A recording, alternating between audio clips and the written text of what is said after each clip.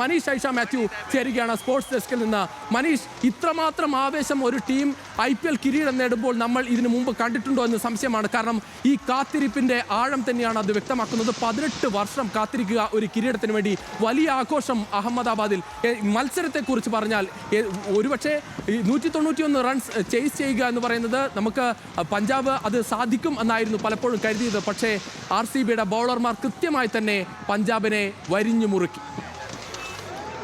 തീർച്ചയായും രുചീഷ്, ഒരു കിരീടം നേടുക എന്നൊരു ആത്മാർത്ഥമായ ശ്രമത്തിലേക്ക് RCB എത്തുമ്പോൾ, അല്ലെങ്കിൽ വീണ്ടും ഒരു 4ാമത്തെ പരാജയം അവർക്ക് ഒരിക്കലും താങ്ങാൻ കഴിയത്തില്ലാത്തൊരു സാഹചര്യത്തിലേക്ക് എത്തുമ്പോഴാണ് അവരെ കൊണ്ട് കഴിയുന്ന രീതിയിലെല്ലാം തന്നെ ഒരു മികച്ച പ്രകടനം. അത് എങ്ങനെ വിശദീകരിക്കണമെന്ന് ചോദിച്ചാൽ പോലും അറിയില്ല. പ്രത്യേകിച്ച് 219 റൺസ് ഒരു ആവറേജ് സ്കോറുള്ള ഒരു പിച്ചിലാണ് ഇന്ന് മത്സരം നടക്കുന്നതെന്ന് ഓർക്കണം. അവിടെ കഴിഞ്ഞ മത്സരത്തിൽ മുംബൈ പോലും ശക്തമായ ടീമിൻ്റെ 200 റൺസ് ഈ പഞ്ചാബ് ചേസ് ചെയ്യുന്നത് ഓരോ ഓവർ ബാക്കി നിർത്തിയാണ്. അപ്പോഴും ഈ 190 എന്ന് പറയുന്നൊരു ലക്ഷ്യത്തിലേക്ക് മാത്രം, അതായത് അത്ര ഒരു സ്കോർ മാത്രം പഞ്ചാബിന് മുമ്പിൽ RCB വെക്കുമ്പോൾ പലരും കരുതിയിട്ടുണ്ടാവണം ആ ഒരു വിജയലക്ഷ്യം ഡിഫെൻഡ് ചെയ്യാൻ ഒരു പക്ഷേ RCBക്ക് കഴിയില്ല.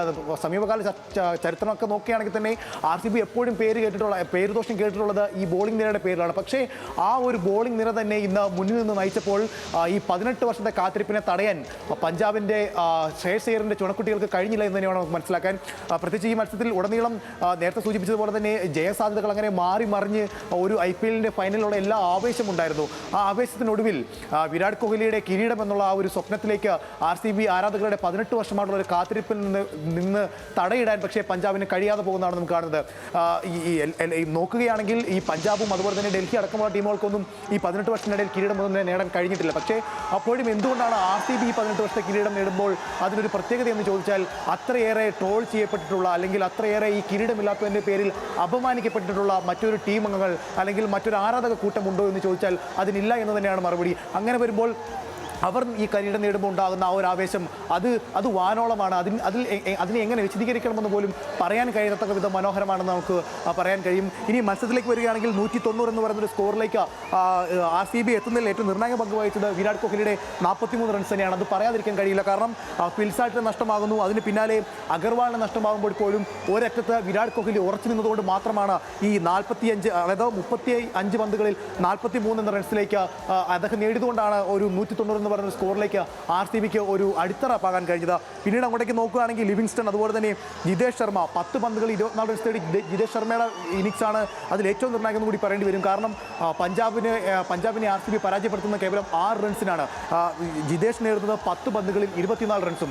അതൊരു ഏറ്റവും ക്രൂഷ്യലായിട്ടുള്ളൊരു മൊമെൻ്റ് ആയിരുന്നു ഈ മത്സരത്തിൽ. പിന്നീട് അങ്ങോട്ടേക്ക് നോക്കുകയാണെങ്കിൽ ഷെപ്പേർഡ് 9 ബോളിൽ 17, അങ്ങനെ 190 എന്ന് പറയുന്ന ഒരു സ്കോറിലേക്ക് RCBക്ക് എത്താൻ കഴിയുന്നു. അവസാന ഓവറുകളിലേക്ക് തുടർച്ചയായി വിക്കറ്റുകൾ വീണെങ്കിൽ പോലും ഈ 190 സ്കോറിലേക്ക് എത്തുമ്പോൾ ഒരു നേരിയ ഒരു നിരാശ RCB ആരാധകരിൽ പോലും ഉണ്ടായിരുന്നിരിക്കണം. കാരണം തങ്ങളുടെ ബോളിംഗ് നിരയെ കൊണ്ട് പഞ്ചാബിനെ പോലെ ഒരു ശക്തമായ ബാറ്റിംഗ് നിരക്കെതിരെ ഇത്തരത്തിലൊരു സ്കോർ ഡിഫെൻഡ് ചെയ്യാൻ പറ്റുമോ എന്ന് അവർ പോലും ഒരു പക്ഷേ സംശയിച്ചിരിക്കണം. പക്ഷേ അതൊക്കെ തന്നെ കാറ്റിൽ പറത്തിക്കൊണ്ടാണ് തുടങ്ങിയത്. ഒരു ഘട്ടത്തിൽ വളരെ ശക്തമായൊരു നിലയിലാണ് പഞ്ചാബ് ഉണ്ടായിരുന്നത്. പ്രത്യേകിച്ച് ആദ്യത്തെ 4 ഓവറുകൾ, പിന്നെ 5 ഓവറുകൾ ആകുമ്പോഴേക്കും 43 റൺസിന് 0 എന്ന നിലയ്ക്കായിരുന്നു.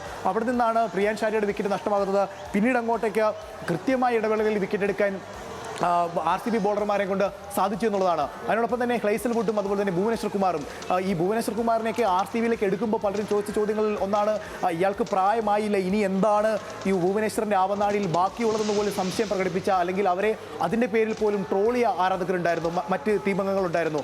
പക്ഷേ അതെന്താണ്, താൻ എന്താണെന്നുള്ളത് കൂടി തെളിയിക്കുകയാണ് ഭുവനേശ്വർ കുമാർ ചെയ്തത്.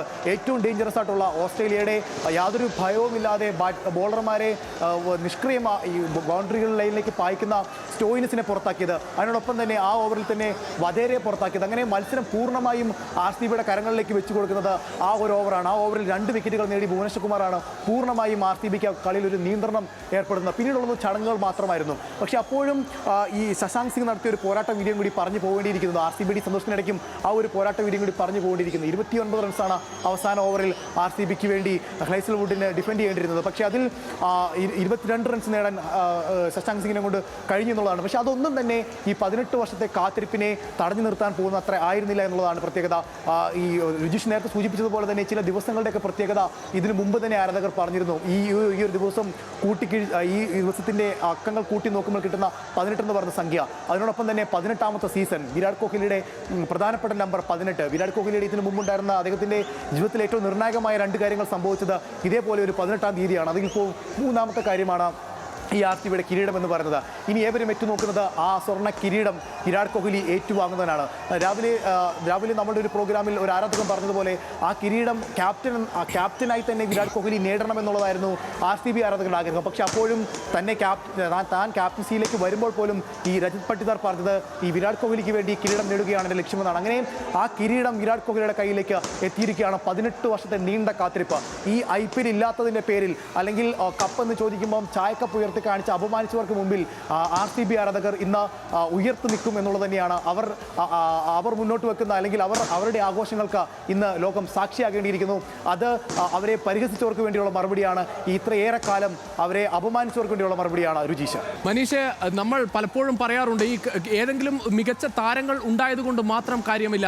അതൊരു സമീപനമാണ്, ഈ മത്സരത്തോടുള്ള ഒരു സമീപനം. അത് ഈ സീസണിൽ RCB കാണിച്ചത്, അത് ഏറ്റവും പ്രധാനപ്പെട്ട കാര്യം.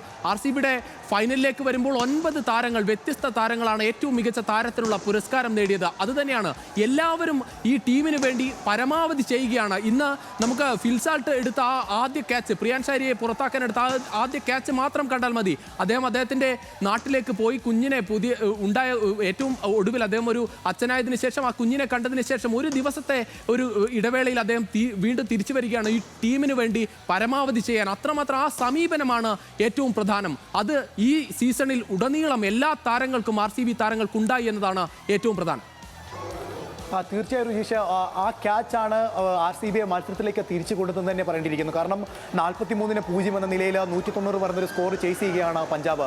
എല്ലാം കൊണ്ടും സജ്ജമായിരിക്കുന്ന പഞ്ചാബിന് വളരെ അനായാസമായ ഒരുപക്ഷെ വിജയത്തിലേക്ക് എത്തിച്ചേരാൻ പോലും കഴിഞ്ഞേക്കുമെന്ന് പോലും സംശയിക്കപ്പെട്ടിരുന്ന സമയത്താണ് ആ ഒരു ക്യാച്ച് എടുക്കുന്നത്. ആ ക്യാച്ച് ചിന്നസ്വാമി സ്റ്റേഡിയത്തിൽ പണ്ടൊരിക്കൽ AB ഡിവിലിയേഴ്സ് എടുത്ത ക്യാച്ചിനോട് സമാനമായ രീതിയിലായിരുന്നു. അന്ന് AB ഡിവിലിയേഴ്സ് വായുവിൽ പറന്ന് ആ ബോൾ നിയന്ത്രണത്തിലാക്കി ഗ്രൗണ്ടിൽ തന്നെ നിന്നെങ്കിൽ ഇന്ന് ആ ബോൾ കൈപ്പിടിയിൽ ഒതുക്കി ബൗണ്ടറിയിലേക്ക് പോയേക്കുമെന്ന് തോന്നുന്ന സാഹചര്യത്തിൽ അത് പുറത്തേക്ക് എറിഞ്ഞ് തിരിച്ചു വന്ന് ഫിലിപ്സാൾട്ട് കയ്യിൽ ഒതുക്കുമ്പോൾ അത് RCBയുടെ കിരീടം കൂടി ഭദ്രമാക്കുകയായിരുന്നു എന്ന് വേണം നമുക്ക് മനസ്സിലാക്കാൻ. കാരണം എപ്പോഴും പറയുന്നതാണ് ക്രിക്കറ്റിൽ ക്യാച്ചസ് വിൻ മാച്ചസ്. അത് തന്നെയാണ് സംഭവിച്ചത്. അത്രയേറെ എഫേർട്ട് എടുത്താണ് ആ ഒരു വിജയത്തിലേക്ക് സൂചിപ്പിച്ച പോലെ തന്നെ കുഞ്ഞുണ്ടായി അതിനൊപ്പം സമയം ചെലവഴിക്കുന്നതിനേക്കാൾ അയാൾ ക്രിക്കറ്റിനോട് കാണിച്ച ഒരു അർപ്പണബോധം കൂടിയാണ് ഈ കിരീടം.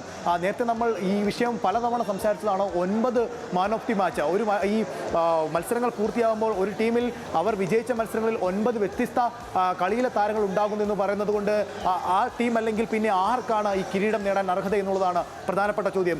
RCBയുടെ എക്കാലത്തെയും ടീമുകൾ എടുത്ത് നോക്കുകയാണെങ്കിൽ ഞാൻ നിസ്സംശയം പറയാൻ പറ്റും ഈ ടീം ആയിരുന്നില്ല ഏറ്റവും ശക്തമായ ടീം. അത് AB ഡിവിലിയേഴ്സും ക്രിസ് ഗെയിലും KL രാഹുലും അടക്കമുള്ള ബോളിംഗിൽ മിസ്റ്റർ സ്റ്റാർക്ക് അടക്കമുള്ള താരങ്ങൾ അണിനിരന്ന വലിയ ശക്തമായ ടീം ഇതിനു മുമ്പ് പലപ്പോഴും RCBക്ക് ഉണ്ടായിട്ടുണ്ട്. പക്ഷേ അന്നൊന്നുമില്ലാത്ത ഒരു പോരാട്ട വീര്യം, ഈ കിരീടം ഞങ്ങൾക്ക് നേടിയേ കഴിയൂ എന്നുള്ളൊരു പോരാട്ട വീര്യം, ഞങ്ങൾ ഒരു കാര്യം നേടാൻ തീരുമാനിച്ചു കഴിഞ്ഞാൽ ഇനി ഞങ്ങളെ തടയാൻ ആരാണ് ഉണ്ടാവുക എന്ന് പലപ്പോഴും ചോദിക്കാറുണ്ട്. അത്തരത്തിലുള്ള അല്ലെങ്കിൽ ഒരു കാര്യം ഉറപ്പിച്ചു കഴിഞ്ഞാൽ പിന്നെ അതിൽ നിന്ന് പിൻവലിക്കാൻ ആരെയും കൊണ്ട് സാധിക്കില്ല എന്നതിനുള്ളൊരു ഉത്തമ ഉദാഹരണം കൂടിയാണ് ഈ സീസണിലെ RCBയുടെ പ്രകടനം. അത് ഈ ടൂർണമെൻറ്റിൽ ഉടനീളം നോക്കുകയാണെങ്കിൽ ബാറ്റിങ്ങിലാണെങ്കിലും ബോളിങ്ങിലാണെങ്കിലും ഫീൽഡിങ്ങിലാണെങ്കിലും എല്ലാം തന്നെ RCB വെച്ച് പുലർത്തുന്ന ഒരു മനോഭാവമാണ്, വിജയിക്കണമെന്നുള്ളൊരു ആർജവമാണ് അവരെ ഈ ഒരു കിരീടത്തിലേക്ക് എത്തിച്ചിരിക്കുന്നത്.